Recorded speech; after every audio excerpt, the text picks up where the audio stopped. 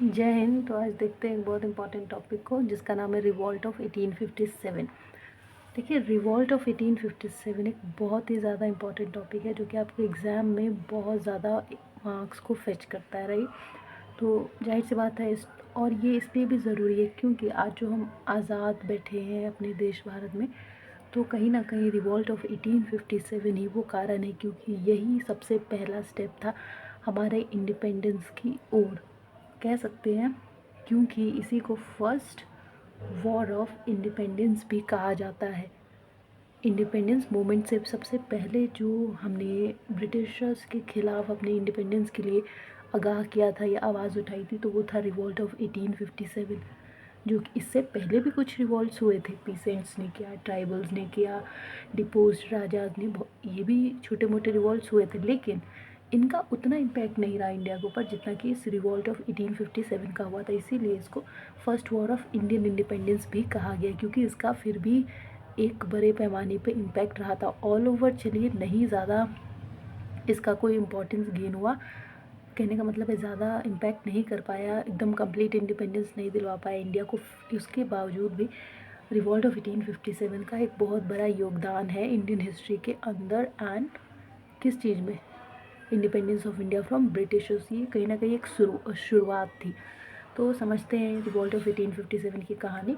तो देखिए, इसकी कहानी कुछ ऐसे शुरू होती है कि सबसे पहला लार्ज स्केल चैलेंज था किसके ख़िलाफ़? ब्रिटिश गवर्नमेंट के ख़िलाफ़, जहाँ पे इंडियंस जो है उनके साथ एक बहुत बड़ी अनहोनी की थी ब्रिटिश सरकार ने। तो अब मतलब पानी सर से ऊपर चला गया था, इसीलिए कुछ रीजन के लोगों ने रिवॉल्ट ऑफ 1857 को छेड़ा। तो इसमें देखिए, रिवॉल्ट ऑफ 1857 होने से पहले भी कुछ रिवॉल्ट्स हुए थे, जैसे peasant revolt, tribal revolts by deposed raja, लेकिन वो उतने कंप्लीट या उतने इम्पैक्टफुल नहीं रहे जितना कि रिवॉल्ट ऑफ 1857 रहा। और रिवॉल्ट ऑफ 1857 के होने का सबसे ज़्यादा इम्पॉर्टेंट जो कारण था, वो दो बेसिकली देखे जाते हैं। एक, डॉक्ट्राइन ऑफ लैप्स, जो कि 1847 में स्टार्ट हुआ था एंड 1948 तक चला था। एंड जो दूसरा सबसे मोस्ट इम्पॉर्टेंट कारण माना जाता है रिवॉल्ट ऑफ 1857 का, इंट्रोडक्शन ऑफ इनफील्ड राइफल, जो बंदूक होती है बड़ी बड़ी, जैसे AK-47 वगैरह। तो इनफील्ड राइफल को इंट्रोड्यूस किया था ब्रिटिशर्स ने, और कहा जाता है कि उसके ऊपर कार्ट्रिज लगे थे, किसके? काउ एंड पिग के फैट के, चर्बी के, जो गाय माता होती है उनके, और पिग के फैट के। तो इससे हिंदूज एंड मुस्लिम दोनों के रिलीजियस सेंटिमेंट्स हर्ट हुए थे, क्योंकि काउ को जो हिंदूज़ हैं उनके रिलीजन में गाय माता माना जाता है, और पिग जो है इस्लाम में हराम है, मुस्लिम के लिए हराम है। तो ये जो इनफील्ड राइफल बना था which was cartridge greased with cow and pig fat, इससे हिंदू एंड मुस्लिम दोनों ही रिलीजन पे बहुत गहरा इम्पैक्ट पड़ा था, क्योंकि उनके सेंटिमेंट हर्ट हुए थे। तो ये दो कारण है जिसके कारण रिवॉल्ट ऑफ 1857 स्टार्ट ही हुआ था इस चीज़ से। मतलब अगर आप कहेंगे कि ऐसे अचानक से बैठे बैठे तो किसी को सपना नहीं आया हुआ कि चलो रिवॉल्ट ऑफ 1857 करते हैं, जाहिर सी बात है।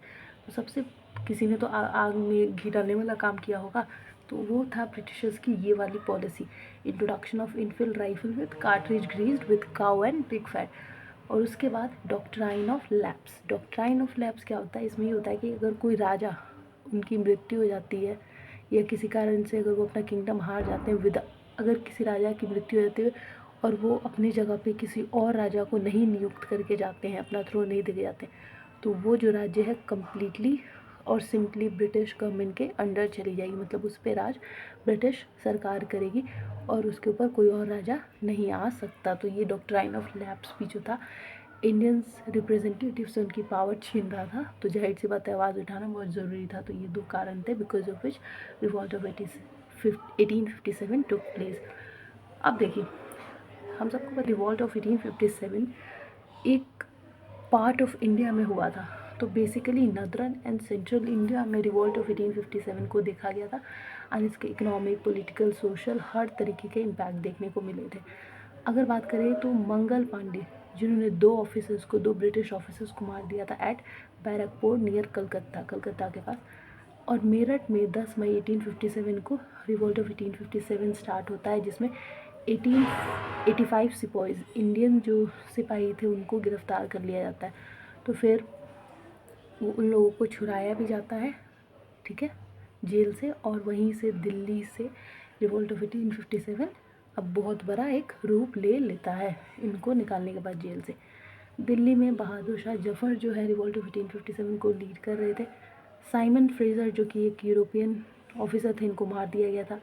Awadh, Rohilkhand, Bundelkhand, central India, Bihar, east Punjab और लोकल पार्ट्स ऑफ हैदराबाद, इन जगह पे रिवॉल्ट ऑफ 1857 बहुत ही तेज़ी से फैल रहा था। रिवॉल्ट ऑफ 1857 जो है ज़्यादातर सेंट्रल एंड नदरन इंडिया में ही इम्पैक्टफुल रहा था, बाकी पार्ट ऑफ इंडिया को इतना इम्पैक्ट नहीं कर रहा था, मतलब ये लिमिटेड पार्ट्स में ही अपना फंक्शन कर रहा था। इसके अलावा कानपुर, एक दिल्ली, कानपुर, लखनऊ, झांसी, ये रीजन्स जो हैं रिवॉल्ट ऑफ 1857 के सबसे मेन रीजन्स हैं जहाँ पे रिवॉल्ट ऑफ 1857 देखा गया था।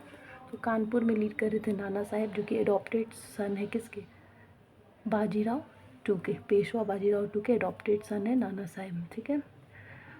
इन्होंने कानपुर से ब्रिटिश आर्मी को एक्सपील कर दिया था। तात्या तोपे जो है नाना साहिब की एक बहुत ही भरोसेमंद सर्वेंट में से एक है, मतलब उनके लिए काम करते थे।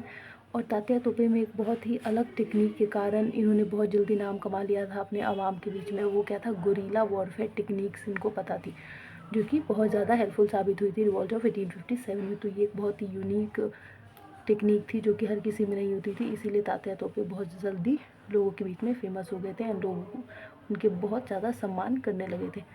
एंड पेट्रियटिज़म की भी जो भावना है वो बहुत ज़्यादा ये तात्या तोपे के अंदर थी एंड वो दिखता भी था उनके जुनून से। नेक्स्ट लखनऊ, लखनऊ भी एक सेंटर बना रिवॉल्ट ऑफ 1857 का, जहाँ पे 4 जून में रिवॉल्ट ऑफ 1857 लखनऊ के अंदर स्टार्ट हुआ। बेगम हजरत महल इसको लीड कर रही थी, उनका बेटा पिरजीज़ कादिर भी जो है वो एडमिनिस्ट्रेटिव फंक्शंस को संभाल रहा था, मतलब जो राजगद्दी वाला काम है भले ही लीड कर रही थी बेगम हजरत महल, लेकिन इनका बेटा पिरजीज़ कादिर भी एडमिनिस्ट्रेटिव पार्ट्स को संभाल रहा था। नेक्स्ट जो है जगदीशपुर, जगदीशपुर बिहार में एक जगह है और वहाँ पे कुंवर सिंह लीड कर रहे थे। वो 80 साल के थे तब वो कर रहे थे मिलिट्री लीडर, एक बहुत अच्छे मिलिट्री लीडर में से एक है जगदीशपुर के कुंवर सिंह, ठीक है। और ये 80 साल की उम्र में रिवॉल्ट ऑफ 1857 में भी इन्होंने अपना योगदान दिया था। So of course it's a thing that we should be praised, right. And इसके अलावा आरा, गया, पटना, मुजफ्फरपुर, इन सब जगह पे रिवॉल्ट ऑफ 1857 बिहार के अंदर देखने को मिला। यहाँ पे इन सब सेंटर्स पे बहुत ज़्यादा लोग अपना योगदान दे रहे थे। उसके अलावा झांसी, झांसी में सबको ही पता है रानी लक्ष्मीबाई, जिनका नाम मणिकर्णिका भी है, मणिकर्णिका नाम है इनका, किसका, रानी लक्ष्मीबाई का। और ये वाराणसी में इनका जन्म हुआ था 1835 में। और यहाँ पे ये जो है रानी लक्ष्मीबाई एक बेटा अडॉप्ट करना चाहती थी, लेकिन लॉर्ड डलहौजी ने डॉक्ट्राइन ऑफ लैप्स बनाया था, जिसमें आप अगर मान लीजिए कि किसी बेटे को अडॉप्ट भी कर लेते हैं, अडॉप्टेड बेटा कभी भी राजगद्दी को नहीं संभाल सकता, थ्रोन का राजा नहीं बन सकता। तो इस बात से बहुत गुस्सा होकर रानी लक्ष्मीबाई ने भी अपना बहुत बड़ा योगदान दिया था रिवॉल्ट ऑफ 1857 के अंडर। इसके अलावा अगर हम लोग बात करें तो क्या चेंजेस आए रिवॉल्ट ऑफ 1857 के बाद, तो देखिए कुछ चेंजेस थे। ब्रिटिश गवर्नमेंट जो है डायरेक्ट कंट्रोल करने लगी थी अब इंडिया के अंदर। पहले ईस्ट इंडिया कंपनी के थ्रू करती थी वो, लेकिन अब रिवॉल्ट ऑफ 1857 के बाद ब्रिटिश गवर्नमेंट डायरेक्ट कंट्रोल हो गया था इंडिया के अंदर एक एक्ट के through government of India act 1858। याद रखिएगा कि रिवॉल्ट ऑफ 1857 के बाद जो चेंजेस आए थे इंडिया के अंदर वो क्या थे कि ब्रिटिश गवर्नमेंट अब ईस्ट इंडिया कंपनी के थ्रू रूल ना करके डायरेक्ट रूल कर रही थी इंडिया के अंदर, और ये पावर उसको मिला था through government of India act 1858। इसके अलावा सेक्रेटरी ऑफ स्टेट अब अपॉइंट होने लगे थे इंडिया के लिए, जो कि इंडिया के लिए काम करते थे, इंडियन पीपल्स को सुनते थे, उनकी बातें जो भी ज़रूरतें थी वो पूरा किया करते थे। गवर्नर जनरल ऑफ इंडिया जो है अब वाइसरॉय बनने लगे थे। पहले सिर्फ ब्रिटिश गवर्नमेंट के ही ऑफिसर्स जो है वाइसरॉय बन सकते थे, लेकिन अब गवर्नर जनरल ऑफ इंडिया भी वाइसरॉय बनने लगे। So it was a major change after the revolt of 1857। Next क्या था, council of India to advise secretary, India के काउंसिल को as a secretary of state भी अपॉइंट किया जाने लगा। तो मतलब यहाँ पे इंडियन ऑफिसर्स को भी पार्ट लेने दिया जाने लगा after the revolt of 1857 it was a major change. इसके अलावा डॉक्ट्राइन ऑफ लैप्स ट्रिटी जो है वो भी कोलैप्स कर दी गई थी। सेंसिबल सी चीज़ है। लेकिन इतना सब होने के बाद भी जो रिवॉल्ट ऑफ 1857 है फिर फेल क्यों हो गया? फेल होने का कारण है क्योंकि ये लोकल लेवल पे रहा, सिर्फ नदरन एंड सेंट्रल इंडिया में इसका इम्पैक्ट देखने को मिला और बाकी पार्ट ऑफ इंडिया जो है इससे इम्पैक्टफुल नहीं थे। तो ये एक लोकल लेवल पे था और आर्मी जो थी बॉम्बे और मद्रास की ब्रिटिश गवर्नमेंट के लिए बहुत ज़्यादा लॉयल थी। तो इंडियन लोग इंडियंस का ही साथ नहीं दे रहे थे, खुद से गद्दारी। ठीक है, ब्रिटिश मिलिट्री जो है उसके पास बहुत अच्छी कम्युनिकेशन एंड टेक्नोलॉजी थी जिसका वो यूज़ कर रहे थे, जैसे रेलवेज, टेलीग्राफ्स, ये वो का यूज़ कर रहे थे, जिसका एक्सेस इंडिया के पास नहीं था, तो वो जल्दी डिसीजंस ले पा रहे थे। फाइनेंस के ऊपर ब्रिटिशर्स का राज था, ब्रिटिश मिलिट्री ज़्यादा स्ट्रॉन्ग थी, ये कारण था फेल होने का रिवॉल्ट ऑफ 1857 का। Lack of middle class involvement, जो मिडिल क्लास जो एजुकेटेड भी थे वो भी इंडियंस का साथ नहीं दे रहे थे रिवॉल्ट ऑफ 1857 के अंदर। तो it was also a important setback for the revolt of 1857।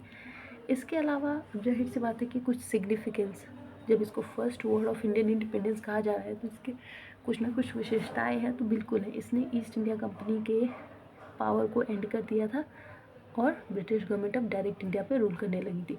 Beginning of British राज, और यहाँ से ब्रिटिश राज शुरू हो गया था जहाँ पे British government of east India company के थ्रू रूल ना करके डायरेक्ट इंडिया पे रूल कर रही थी। तो क्या सिग्निफिकेंस है रिवॉल्ट ऑफ 1857 का? एक, ईस्ट इंडिया कंपनी का एंड हुआ, ब्रिटिश राज की शुरुआत हुई और फर्स्ट वॉर ऑफ इंडिपेंडेंस है इंडिया का, और कहीं ना कहीं इंडिपेंडेंस की एक न्यू यहाँ से शुरू हो गई थी। और एक और इम्पॉर्टेंट बात कि social, economic and political level पे जो रिवॉल्ट ऑफ 1857 इसका कैसा इम्पैक्ट था। तो देखिए, जो हमारा high tax traditional high tax लगा दिया था ब्रिटिशर्स ने, सबको पता है जो ज़मींदार थे वो कैसे कैसे पीसेंट्स को परेशान करके लिया करते थे, ट्रेडिशनल इंडस्ट्रीज़ को बिल्कुल ख़त्म कर रहे थे, कोलैप्स कर दिया था, डिवास्टेट कर दिया था, पॉवर्टी बहुत तेज़ी से बढ़ रही थी। तो ये इकोनॉमिक इम्पैक्ट दिखाता है ब्रिटिशर्स द्वारा इंडिया के ऊपर during the time of revolt of 1857 की, कैसे टैक्स बहुत हाई था, ट्रेडिशनल इंडस्ट्रीज़ को ख़त्म किया जा रहा था, गरीबी बहुत तेज़ी से बढ़ रही थी। बैन सती सिस्टम, सभी को पता है ब्रिटिश ने सती सिस्टम को और जो ऑर्थोडॉक्स रिचुअल था उसको बहुत चैलेंज करते हुए सती सिस्टम को इन्होंने बैन कर दिया था। जितने भी ऑर्थोडॉक्स रिचुअल थे हिंदू रिलीजन के अंदर उसको भी, वेस्टर्न एजुकेशन को प्रमोट कर रहे थे। एंड इसके अलावा डॉक्ट्राइन ऑफ लैप्स जो कि 1847 में स्टार्ट हुआ था एंड 1948 में ख़त्म हो गया था। सो it was all about revolt of 1857, यही था जिसको फर्स्ट रिवॉल्ट ऑफ 1857 को first war of Indian independence भी कहा जाता है। और तब तक के लिए पढ़िए और समझिए, फिर मिलते हैं एक नए वीडियो के साथ। तब तक के लिए खान एनिमेशन रिसर्च को सब्सक्राइब कर देना, लाइक कर देना, शेयर कर देना वीडियो को अगर अच्छा लगे। Thank you.